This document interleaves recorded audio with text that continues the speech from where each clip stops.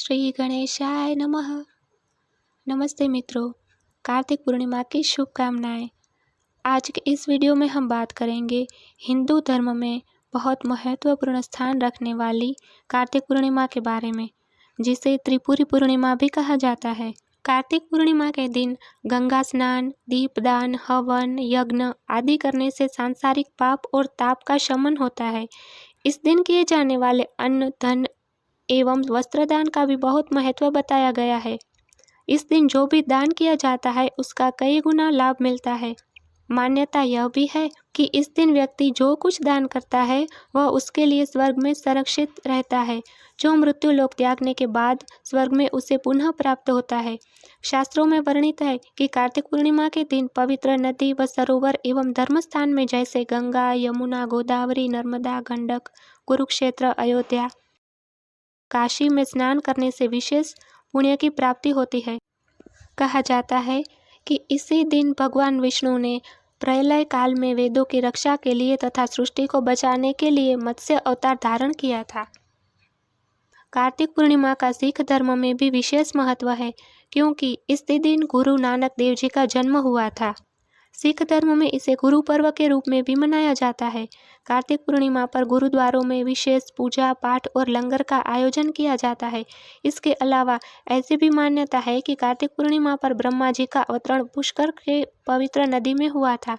इस कारण हर वर्ष कार्तिक पूर्णिमा पर लाखों लोग पुष्कर नदी में स्नान, पूजा पाठ और दीपदान करते हैं। कार्तिक पूर्णिमा के दिन गंगा स्नान करने का बहुत महत्व बताया गया है। इस दिन गंगा स्नान करने से पूरे वर्ष गंगा स्नान करने का फल मिलता है। संतान प्राप्ति के लिए भी बहुत महत्व है ये कार्तिक पूर्णिमा। तो आइए जानते हैं कार्तिक पूर्णिमा की पूजा विधि। जैसे कि आप जानते ही हैं कि इस दिन गंगा स्नान, दीपदान और यज्ञ करने का विशेष महत्व है। तो कार्तिक पूर्णिमा पर सबसे पहले प्रातः काल जल्दी उठकर व्रत का संकल्प लेकर किसी पवित्र नदी, सरोवर या कुंड में स्नान करें। अगर यह संभव न हो तो घर पर ही नहाने के पानी में गंगा जल मिलाकर स्नान जरूर करना चाहिए। स्नान के बाद मंदिर और सरोवर में दीपक जलाएं। इस दिन भगवान विष्णु और माँ लक्ष्मी की विशेष रूप से पूजा और स्मरण करें। भगवान के मंत्रों का जाप, विष्णु सहस्त्र नाम का पाठ करें। इसके बाद भगवान विष्णु की सभी तरह की सामग्री से उनकी पूजा और भोग लगाएं। इसके अलावा इस दिन भगवान शिव की भी पूजा करें। इस दिन शिवलिंग पर जल अर्पित करें। कार्तिक पूर्णिमा की सायंकाल को घरों में, मंदिरों में पीपल के वृक्षों तथा तुलसी के पौधे के पास दीप प्रज्वलित करना चाहिए और गंगा आदि पवित्र नदियों में दीपदान करना चाहिए। रात के समय चंद्रमा की पूजा करें। इस दिन गाय को भोजन भी अवश्य कराएं। कार्तिक पूर्णिमा पर देव दिवाली मनाने का विशेष महत्व होता है। धार्मिक मान्यताओं के अनुसार इस दिन सभी देव देवता स्वर्गलोक से धरती पर आते हैं और नदियों के किनारे देव दिवाली मनाते हैं। इस कारण से इस दिवाली को देव दिवाली भी कहा जाता है। कार्तिक पूर्णिमा के दिन भगवान विष्णु और तुलसी का पूजन भी करना चाहिए। कार्तिक पूर्णिमा पर चंद्र दर्शन के बाद घर में भगवान विष्णु की प्रतिमा के सामने दीप जलाएं और उनके चरणों में पीले फूल अर्पित करें। फिर तुलसी माता की पूजा करें और जल अर्पित करें। विष्णु सहस्त्र नाम या विष्णु जी के मंत्रों का जाप करें। इसके बाद शिवलिंग पर गंगा जल और दूध से अभिषेक करें। उन्हें बेलपत्र, धतूरा और सफ़ेद फूल अर्पित करें और ओम नमः शिवाय मंत्र का जाप करें। इस दिन कई घरों में तुलसी विवाह भी किया जाता है। तो आइए अब जानते हैं कार्तिक पूर्णिमा पर स्नान, दान और पूजा का समय। स्नान दान का समय है सुबह 4:58 से सुबह 5:51 तक और पूजा का समय रहेगा सुबह 6:44 से लेकर सुबह 10:45 तक। प्रदोष काल देव दीपावली का शुभ मुहूर्त है शाम 5:10 से लेकर 7:47 तक। इस दिन सूर्य देव को भी जल अर्पित करें और व्रत करें।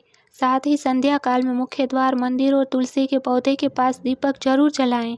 कार्तिक पूर्णिमा पर दीपदान का विशेष कर महत्व है। कार्तिक पूर्णिमा के दिन दान का विशेष महत्व बताया गया है। इस दिन जरूरतमंदों को अन्न, वस्त्र, तिल, घी और आटे का दान करें। गौदान का भी विशेष महत्व है, लेकिन यदि संभव न हो तो गौ सेवा कर सकते हैं। तो आइए अब जानते हैं देव दिवाली की कथा। देव दिवाली की कथा महाभारत के कर्ण पर्व में मिलती है। देव दिवाली की इस कथा के अनुसार कार्तिक पूर्णिमा के दिन भगवान शिव ने त्रिपुरासुर नामक राक्षस का वध किया था। त्रिपुरासुर तारकासुर के 3 पुत्र थे, तारकाक्ष, कमलाक्ष और विद्युतमाली। अपने पिता की मृत्यु का बदला लेने के लिए उन्होंने ब्रह्मा जी से अमरता का वरदान मांगा, लेकिन उन्हें मना कर दिया गया। इसके बाद उन्होंने एक ऐसा वरदान मांगा जिससे उनकी मृत्यु लगभग असंभव हो जाए। उन्होंने वरदान मांगा कि उनकी मृत्यु केवल तभी हो जब तीनों अभिजीत नक्षत्र में एक पंक्ति में हो और कोई उन्हें एक ही बाण से मार दे। वरदान पाकर त्रिपुरासुर बहुत शक्तिशाली हो गए। उन्होंने तीनों लोकों में आतंक मचाना शुरू किया। वे जहाँ भी जाते लोगों और ऋषि मुनियों पर अत्याचार करते थे। देवता भी उनके अत्याचारों से परेशान हो गए और उन्होंने भगवान शिव से त्राहिमाम त्राहिमाम करना शुरू कर दिया। भगवान शिव ने त्रिपुरासुर का वध करने का संकल्प लिया। त्रिपुरासुर के वध के लिए भगवान शिव ने एक दिव्य रथ का निर्माण किया। उन्होंने पृथ्वी को रथ बनाया, सूर्य और चंद्रमा को पहिए बनाए और मेरु पर्वत को धनुष बनाया। भगवान विष्णु बाण बने और वासुकी नाग धनुष की डोर बने।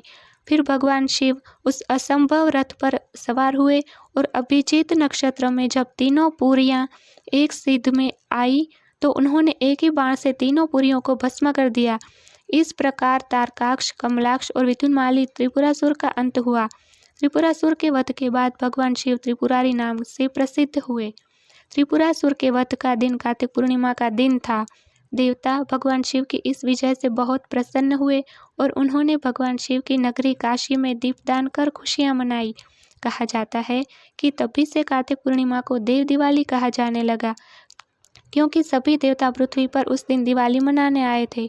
देव दिवाली पर शिव की नगरी काशी यानी वाराणसी में एक अद्भुत नज़ारा देखने को मिलता है। देव दिवाली पर गंगा के तट पर असंख्य दिए जलाकर देव दिवाली मनाई जाती है।